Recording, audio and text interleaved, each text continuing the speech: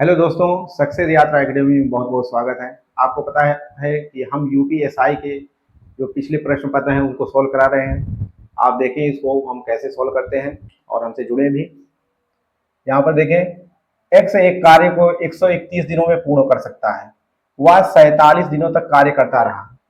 131 दिनों में पूरे कर सकता है और 47 दिनों तक कार्य करता रहा तथा शेष कार्य वाई ने 84 दिनों में पूरा किया। जो कार्य बचा हुआ था उसको वाई ने 84 दिनों में पूरा किया। दोनों को एक साथ संपूर्ण कार्य करने में कितने दिन लगेंगे, यानी जब वो एक साथ कार्य करेंगे तो उनको कितने दिन लगेंगे।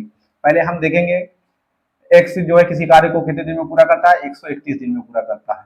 ठीक है, तो इसका एक दिन का कार्य क्या होगा, ये इसका एक दिन का कार्य होगा 1/131। 1/131 क्योंकि 47 दिनों तक कार्य पूरा करता है, इसलिए इसमें जो है 47 से मल्टीप्लाई कर देंगे तो हमारा आ जाएगा 47/131। ये एक्स के द्वारा किया गया कार्य है। ठीक है, और शेष कार्य वाई पूरा करता है। ये इतना कार्य कर रहा है।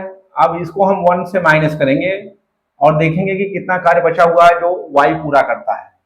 तो इसको माइनस करेंगे, 1 माइनस करेंगे, 1 माइनस 47/131। ठीक है, यहाँ पर 1 माना जाता है, यहाँ पर लासा लेंगे हम तो आएगा 131 लासा आ जाएगा।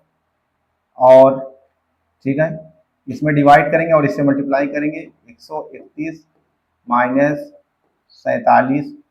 ठीक है, और जब इसको माइनस करेंगे, ठीक है, यहाँ पर 11 हो जाएगा और आएगा यहाँ पर 4 और यहाँ पर आएगा 8, यानी 84/131।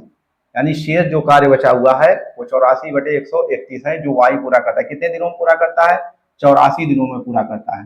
तो वाई का एक दिन का कार्य क्या होगा, तो वाई का एक दिन का कार्य होगा, वाई का एक दिन का कार्य बराबर होगा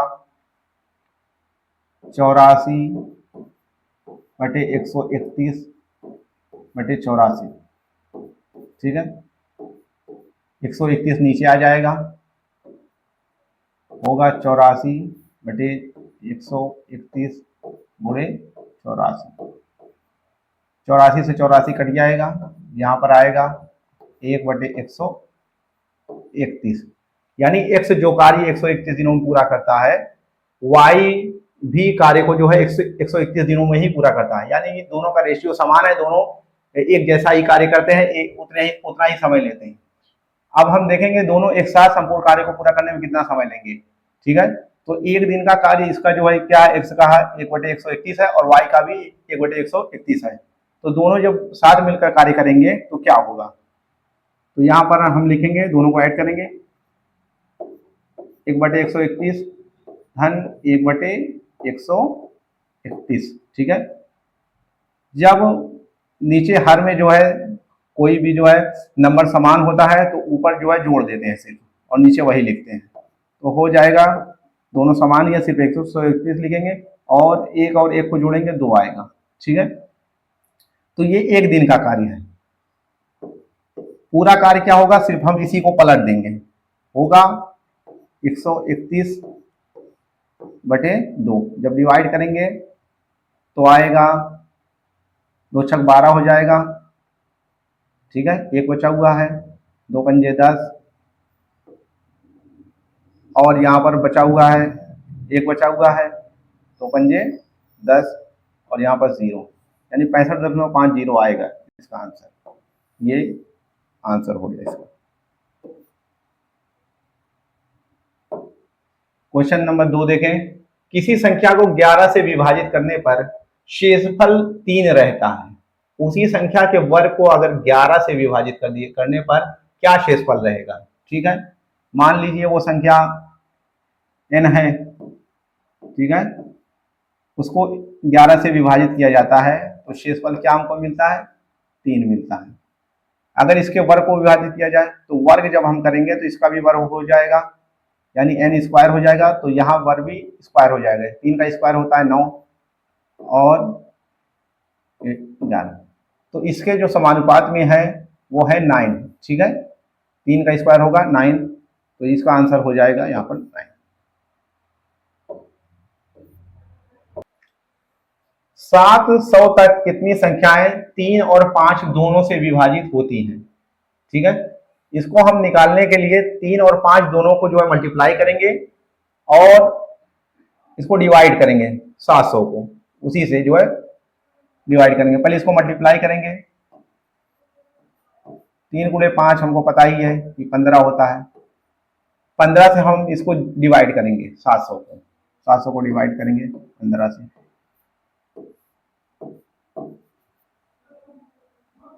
यहां पर देखिए होता है 15 चौका 60, 15 चौका 60।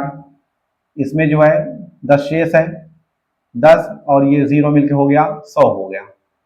ठीक है, तो होगा 15 छक्का 90, 6 बार जाएगा, 15 छक्का 90।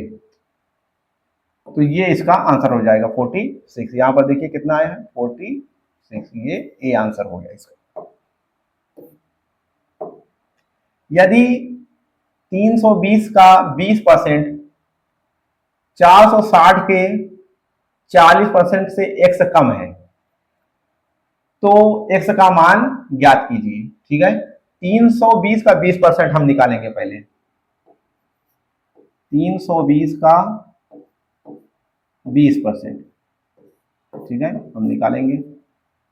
ये 0 से 0 यहाँ कैंसिल होगा और ये 0 से 0 यहाँ पर कैंसिल होगा। इसमें मल्टीप्लाई करेंगे, 32 दूना होगा 64 होगा। ठीक है, यहाँ पर 64 आ गया। 320 का 20%, 440 के 40% निकालेंगे, 460 का 40%। ठीक है, इसको निकाल लिए, 0 0 कैंसिल होगा, ये 0 से ये 0 कैंसिल होगा। ठीक है, और इसको मल्टीप्लाई करेंगे, 424 के 4 होगा, 2 हासिल होंगे, 4 चौके 16, 2 18, 184 आ जाएगा। कह रहा है यदि 320 का 20% 460 के 40% से x कम है। ठीक है, x कम है तो x का मान ज्ञात कीजिए। ठीक है, x कम है तो x कम है तो x की वैल्यू यहाँ पर रखेंगे 64 माइनस x और बराबर करेंगे इस वैल्यू के जो यहाँ पर आया हुआ है 184। ठीक है, तो यहाँ पर देखिए कि 320 का 20% 460 के 40% से x कम है, x कम है ये। ठीक है, तो x इसमें ऐड कर देंगे तो इसके बराबर हो जाएगा, x हम ऐड करेंगे तो इसके बराबर हो जाएगा, यानी हो जाएगा 64 धन x बराबर 184, तभी इसके बराबर होगा।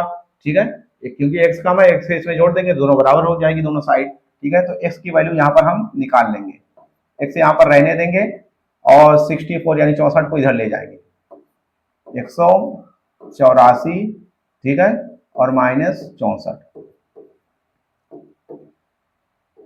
4 को 4 माइनस करेंगे तो यहाँ पर 0 आ जाएगा, 8 में से 6 माइनस करेंगे 2 आ जाएगा और यहाँ पर कुछ नहीं है, सिर्फ 1 ही बचेगा, यानी x बराबर 120। इसमें कौन सी वैल्यू है 120, डी आपका आंसर हो जाएगा। हाँ छात्रों, क्वेश्चन नंबर 5 देखें, निम्नलिखित विकल्पों में से कौन सा 11 से विभाजित है? इसमें से कौन सी संख्या जो 11 से विभाजित होगी? 11 से विभाजित होने के लिए हम देखेंगे कि जितने भी यहाँ पर नंबर्स हैं जो विषम स्थान पर हैं और कौन से सम स्थान पर हैं। ठीक है, जो विषम स्थान पर नंबर्स हैं उनको हम ऐड करेंगे और उसमें से माइनस करेंगे जो सम स्थान पर नंबर्स हैं। ठीक है, अगर माइनस करने के बाद हमको 0 मिल रहा है या 11 मिल रहा है यानी 11 मिल रहा है तो वो विभाजित होंगी उससे, नहीं तो विभाजित नहीं होंगी। हम इसमें देख रहे हैं विषम स्थान पर कौन कौन से हैं। पहले यहाँ पर देखिए ये हो गया, ये हो गया, ये और ये। ठीक है, इनको ऐड करेंगे पहले, 8 प्लस 0 प्लस 9 प्लस 2।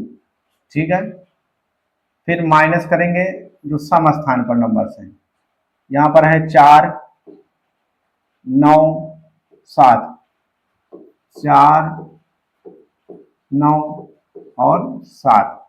अब इसको ऐड करेंगे, 8 9 होगा 17, 17 और 2 19 हो जाएगा। माइनस करेंगे ठीक है, 9 7 16, 16 4 20 हो जाएगा। इसमें माइनस करेंगे तो -1 आ रहा है, तो ये नहीं होगा, क्योंकि हमको चाहिए 0 आना चाहिए या 11 आना चाहिए, तभी विभाजित होगा। ठीक है, इसमें भी हम देखेंगे इस वाले नंबर्स में।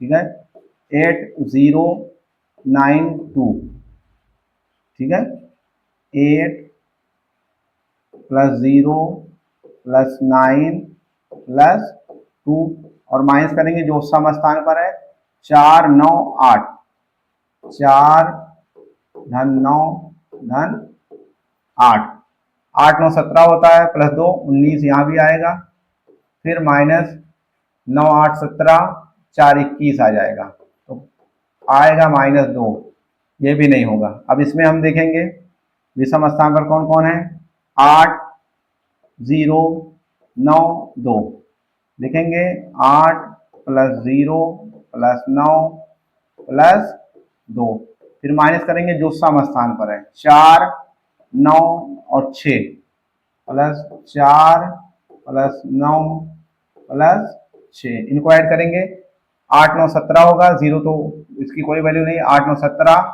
और 2 19 हो जाएगा, फिर -9 6 15 होगा और 4 19, यानी यहाँ पर आ रहा है 19 - 19 = 0, यही इसका आंसर हो जाएगा, ये होगा सी, इसका आंसर हो जाएगा। एक दुकानदार 2 बैग को 5500 रुपये में बेचता है, एक पर उसे 21% का लाभ मिलता है और दूसरे पर उसे 21% की हानि होती है, तो पूरे लेन देन के लिए उसका लाभ या हानि प्रतिशत क्या होगा? लाभ या हानि प्रतिशत क्या होगा? जब इस तरह के सवाल आते हैं कि उसको जो है एक में लाभ हो रहा है और उसी में उतनी जो है प्रतिशत की हानि हो रही है, तो इनके लिए फॉर्मूला है x²/100, ये फॉर्मूला है। यहाँ पर x की वैल्यू हमको दी गई है 21 दी गई है, ठीक है, उतनी ही लाभ हो रहा है उतनी ही हानि हो रही है, ठीक है, तो x की जगह पर हम 21 लिखेंगे, ठीक है, लिखेंगे यहाँ पर x² की जगह 21, 21 का वर्ग करेंगे, वर्ग मतलब 2 बार इसका गुणा करेंगे 100, ठीक है, वर्ग का मतलब होता है उसको 2 बार गुणा करना, 21 × 21, ठीक है, और अपान 100, ठीक है, 21 21 संयम होता है 441, 441 होता है, 21 का वर्ग होता है 441 अपान 100, ठीक है। जब नीचे 100 होता है, 2 0 होते हैं, तो यहाँ से हम काउंटिंग करते हैं 1 2, यानी 2 नंबर स्थान पर यहाँ पर जो है दशमलव लगा देते हैं, अगर 2 0 है तो 2 बार, अगर 3 0 है तो 3, यहाँ से काउंटिंग करेंगे 1 2, क्योंकि 2 0 है 1 और 2, यहाँ पर जो है पॉइंट लगा देंगे दशमलव, आ जाएगा 4.41। जब इस तरीके सवाल होते हैं, एक में उतनी ही लाभ होता है उतनी हानि होती है, तो हमेशा जो है दुकानदार को या बेचने वाले व्यक्ति को हानि ही होती है, तो 4.41% की क्या होगी, हानि ही होगी, ठीक है, 4.41% की हानि होगी, ये आंसर आपका जो है बी आ जाएगा।